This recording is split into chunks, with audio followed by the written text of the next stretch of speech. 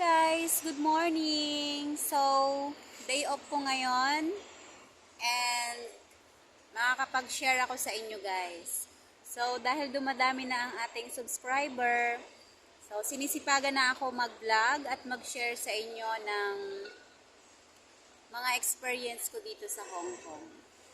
So, ang i-share ko today is mga sign na mabait ang iyong employer. So, based po ito sa aking experience dahil ang aking employer ay mababait. Kaya, gumawa ako ng list ng sign na nagpapakita na sila ay isang mabait at mabuting employer. Okay? So, sign number 1 is kapag pagdating mo pa lang, pinakonek ka na nila sa kanilang wifi. So, bihira kasi yung mga employer na kinokonek yung kanilang mga domestic helper sa kanilang wifi. So, yung iba dito, hindi sila naka-connect sa wifi, ayaw ng kanilang employer. Or, kung hindi ka man i-connect ni employer sa kanilang wifi, gagawing plan yung iyong WhatsApp number. So, parang sila yung magpo-provide ng load mo para sa iyong internet. So, hindi lahat ganun ha. Merong iilan na ganun ang ginagawa. So, mababait daw yung kanilang employer. Dahil kapag nasa labas sila, so, kailangan nila ng data. So, ayan ha, tips number 1, kung pagdating mo pa lang, tinanong ka kung meron kang wifi, pag sinabi mong wala, then sabihin nila na i-connect yung cellphone mo. So, sign nila yan guys, na sila ay isang mabuting employer. Marunong silang mag-share sa kanilang domestic helper. Okay? So, sign number 2, palagi silang may please at thank you. So, ganun yung mga employer ko guys. Lahat ng utos nila, lagi silang may please at lagi silang may thank you. Si ma'am ganun sa akin lagi. Kahit napakaliit na bagay yan, lagi yan thank you. Si sir ganun din. So, si ma'am at si sir, sila po ay isang mabubuting employer. Okay, so number 3, sila ay maayos magbigay ng iyong pagkain. Hindi tira-tira yung binibigay sa iyong pagkain.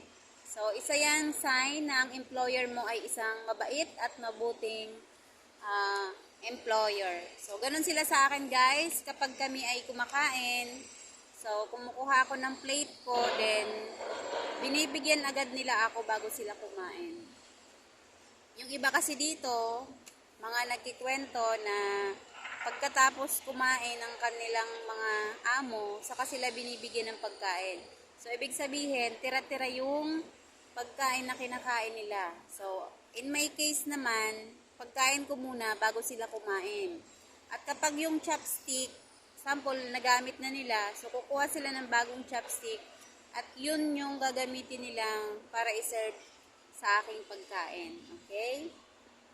So, next sign is mapagbigay. So, mapagbigay po yung aking mga employer, lalong-lalo na yung mga lola. So, kapag napunta yung mga lola sa bahay, so, ang daming binibigay. Ito, bigay ito ni Lola, may dala ako. Tcharan! Ito, banana, bigay ni Lola. So, kapag yung mga employer mo mababait, sigurado yung magulang nila mababait din. So, ito pa, bigay pa to ni Lola. So, kaya tuwang-tuwa ako kapag namamasyal yung side nung babae sa bahay kasi ang dami niyang dinadala sa akin. So, napaka-thankful dahil pati yung lola, both side, kay ma'am at kay sir, sobrang babait nila. Yung iba naman, hindi natutuwa sa mga lola kasi ini-spoiled yung mga baby. Or yung mga lola, masyado daw mapag-utos. So, iba-ibang case guys. Basta ako in my case, sobrang babait ng mga lola at lolo. Both side yan. Okay? So, next sign is merong konsiderasyon. So, kapag ang amo mo merong consideration sa'yo, sigurado mabait yan. Kasi ako guys, kapag alaga ko yung baby, then kumakain si ma'am. Siya na yung nagdadala ng mga kinainan niya doon sa kitchen. And then, kapag alanganing oras na, sample mga 11 p.m. na, may ginagawa pa ako. Si sir naman, tumutulong yan. Kagaya nung nakaraan, nag-change diaper ako kay baby, nagsasampay ako ng damit, then inutusan nila ako na change diaper si baby. So, yung ginagawa kong pagsasampay, si sir na yung gumagawa. So, yung mga employer ko guys, share ko lang, marunong sila sa mga gawaing bahay. Sa pagluluto, lahat. Kaya, buti na lang, dito ako napunta. So, tips na din kung paano kayo makakakuha ng mga mabubuti at mababait na employer. So, pray lang kayo guys. Ipagkakaloob ni Heavenly Father yung mga hinihiling natin. So, ako, before ako nag-apply dito sa Hong Kong, pinag-pray ko na yan na magkaroon at makakuha ako ng mabubutong employer. So, God is good. Talagang binigay niya sa akin. And now, 7 months na po ako dito sa Hong Kong. And still, yung employer ko, hindi pa naman nagbabago yung attitude. So, wala pa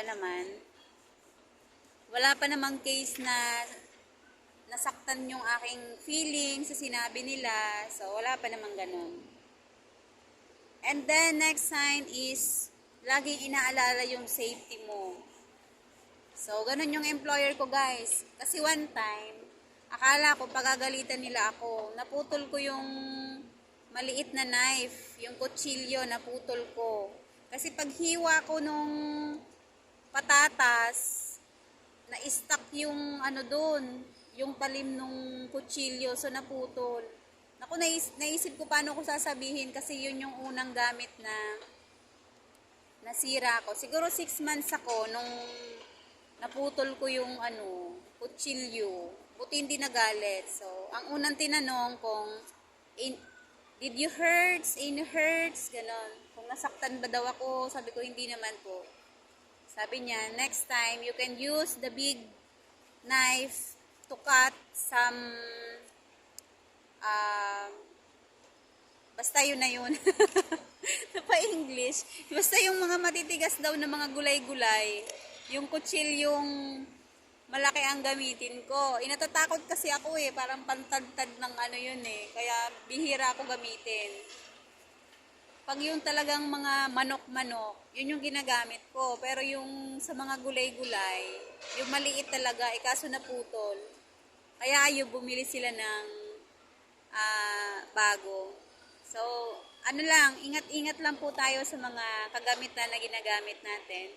Kasi ako, yun pa lang naman yung aking nasisira. So, nag-iingat ako sa mga gamit nila sa bahay. Mahirap na, baka masira, baka magalit. So, buti na lang, hindi nagalit. So, bibili na lang daw sila ng bago. So, yun guys. Nakapagbigay na ako ng mga sign. Kasi, yun lang naman yung nakikita ko sa kanila So, bilang isang domestic helper, so, kailangan din nating maging mapagmatsyag. So, observation lang. So, yun lang yung tips ko sa inyo guys. Na makikita kong ang aking employer ay mababait. Kasi, hanggang ngayon, ganun pa rin naman sila. Okay, so, ayun lang guys, para makakuha kayo ng mga employer na mababait. So, mag-pray lang po kayo palagi, ipagkakaloob po sa inyo yung hinihiling natin. Sa tamang panahon, kasi ako first timer lang din naman ako dito sa Hong Kong So, sumubok lang. At nang sumubok, so ito na, naka 7 months na tayo. So, still counting. Sana matapos natin ang kontrata ng maayos. So, ayan guys. Thank you so much.